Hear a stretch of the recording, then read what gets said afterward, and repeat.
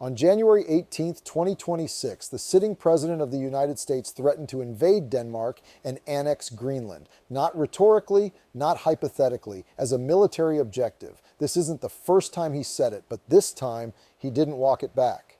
His defense secretary was asked point blank, "Will we invade?" His answer wasn't no, it was, "We're not ruling anything out." Now, if you're a conservative, if you believe in the Constitution and limited government, in the rule of law, and Congress as the body that declares war and controls the purse, this should alarm you on multiple levels, because invading a sovereign nation and annexing territory without congressional authorization isn't just illegal under international law, it's a violation of Article 1 of the Constitution. It's unchecked executive power. It's the kind of authoritarian overreach that conservatives warned about under Obama, under Biden. And now we have to apply that same principle to our own. This is the high ground. This is where constitutional conservatism meets the current moment. And here's the paradox that defines this story. It is technically possible. It's just not actually feasible. And the gap between what's militarily doable and what's constitutionally and strategically catastrophic is everything. This is a 14-minute examination of how America could invade Greenland, why invading a NATO ally violates everything conservatives claim to believe in, and why, if we actually tried, we'd destroy the constitutional order that protects American power and hand global dominance to China and Russia without them firing a shot. Let's start with the Constitution. Article 1, Section 8 of the United States Constitution is explicit. Congress has the power to declare war, not the president. Congress, that's not ambiguous, that's not subject to interpretation. That's the founding principle of American constitutional government. The president commands the military, but Congress decides when and why we go to war. Now, over the past 75 years, presidents of both parties have stretched that power, but even then they asked Congress. They sought authorization. They respected the constitutional framework, even if they bent it. Threatening to unilaterally invade a NATO ally isn't bending the Constitution, it's breaking it. And if you're a Republican who condemned executive overreach under previous administrations, you have to apply that same principle now. That's what principle means. Here's what makes this worse. Denmark is a NATO ally. That means our invasion would violate the NATO treaty, a treaty that the Senate ratified, that Congress authorized. So you're not just violating the Constitution, you're violating a treaty commitment that is itself constitutional law. The United Nations Charter, which the United States ratified and which Congress approved, is also part of the supreme law of the land. Article 2, Section 4 states, "All members shall refrain in their international relations from the threat or use of force against the territorial integrity or political independence of any state." That's constitutional law. It's binding. It's not negotiable. Now, here's what the State Department, representing American foreign policy, said when Russia annexed Crimea in 2014. Russia's military intervention in Ukraine is in blatant violation of international law, specifically the UN Charter. The occupation and annexation of Crimea represents a grave breach of the fundamental principles that underpin the international order. Those principles, they apply to us, not just to Russia, to us. If America invades Denmark and annexes Greenland, we are guilty of the exact violation we condemned Russia for. We become what we said was wrong. We forfeit the moral authority to criticize Russia, China, or any other nation. And for conservatives, that should be disqualifying. Because conservatism is supposed to be about principle, about the rule of law, about keeping your word, about constitutional government. If those principles don't apply to us, they don't mean anything. Now let's talk about whether it's even militarily feasible. Denmark has a defense budget of approximately $5.2 billion. The United States military budget is $823 billion. That's a 158-to-1 ratio. Denmark cannot defend Greenland against American military force, not because Denmark is weak, but because no NATO member could sustain a conflict against the full might of the United States military. Greenland is strategically positioned. It controls the North Atlantic approach to North America. Thule Air Base is already there, American military infrastructure on Danish soil. There's Arctic infrastructure, airfields, ports. If you wanted to invade and hold Greenland, the logistics are manageable. The military capability is there. From a technical standpoint, the United States could do this, but, and this is critical, technically possible is not the same as strategically viable, especially when you factor in the constitutional and alliance costs. Because the moment American forces crossed into Danish territory, you're not conducting a military operation.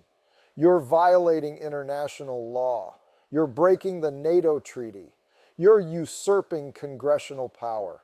You're doing what conservatives have spent decades saying we shouldn't do, concentrating unchecked power in the executive, and you're doing it without authorization from Congress. No declaration of war, no joint resolution, no constitutional process. That's not how American government works. That's not how constitutional conservatism works. And suddenly every ally that depends on American credibility and treaty commitments has to recalculate.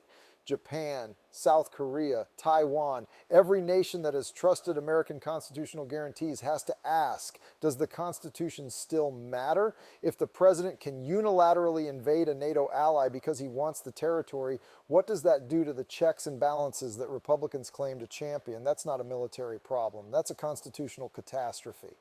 Here's what happens next. You have exactly one strategic competitor that benefits from NATO's collapse, Russia, and one that benefits from America's credibility crashing, China. If the United States invades Greenland, we hand both of them a strategic victory that neither could achieve militarily. We do the work for them. Let's start with NATO. Finland and Sweden just joined NATO because they feared Russian aggression. They trust American security guarantees, but if America unilaterally invades a NATO member over a territorial dispute, that guarantee becomes worthless. Poland, Estonia, Latvia, Lithuania, all sitting on the Russian border, all depending on NATO Article 5, would watch America violate a NATO member's sovereignty and would immediately reopen their strategic calculations. And Russia would move on the Baltic states within months, not because Russia could defeat NATO militarily, they couldn't, but because NATO would no longer exist as a credible alliance. America would have destroyed it. America would have proven that American treaty commitments are worthless. That's not just a military loss, that's a strategic collapse. That's exactly what Putin wants. Now let's look at the Pacific. Japan has a 70-year security relationship with the United States. South Korea has a 70-year security relationship. Taiwan's entire strategic position depends on American credibility. If America invades a European ally over territory, what's the message? Your security guarantee from America is worthless. We'll keep it when it's convenient. But when we want something, we take it. Japan goes nuclear. Not because Japan wants nuclear weapons, but because America is no longer a credible security partner. The whole post-war order collapses. South Korea begins negotiations with North Korea. Taiwan falls without a shot fired. China wins the entire Pacific without military conflict. All because America violated the rule of law. And then there's the economic dimension. The dollar's status as the world's reserve currency depends on one thing, the belief that American commitments are binding, that America keeps its word, that the rule of law matters. If America invades a NATO ally and annexes territory, violating international law, violating treaties, violating the Constitution, that belief evaporates. How many governments would hold dollars? How many central banks would diversify away? How much do American borrowing costs spike? The Congressional Research Service estimates that the dollar's reserve status is worth $3 to $5 trillion annually to the American economy. That's not theoretical. That's real money. That's American prosperity. Lose that status and the American economy doesn't recover, not in years, maybe not in decades. And here's the kicker. You lose all of that. The military alliances, the economic dominance, the rule of law, not for strategic gain, for Greenland, for ice. Putin doesn't have to invade anything. America did the work for him. So here's what conservatives should understand. Invading Denmark violates the Constitution. It violates international law. It violates the NATO treaty. It violates every principle that conservatives claim to champion: limited government, rule of law, congressional authority, constitutional checks and balances. It is technically possible to invade Greenland. The military capability exists, but it is constitutionally impossible. It's strategically suicidal. And it destroys the rule of law that makes America a superpower. That gap between what's technically possible and what's constitutionally defensible is where this story lives. And that's where conservatives have the high ground. In part 2, we'll examine exactly what happens to NATO, to American alliances, and to the global order when America violates the constitutional principles it was founded on.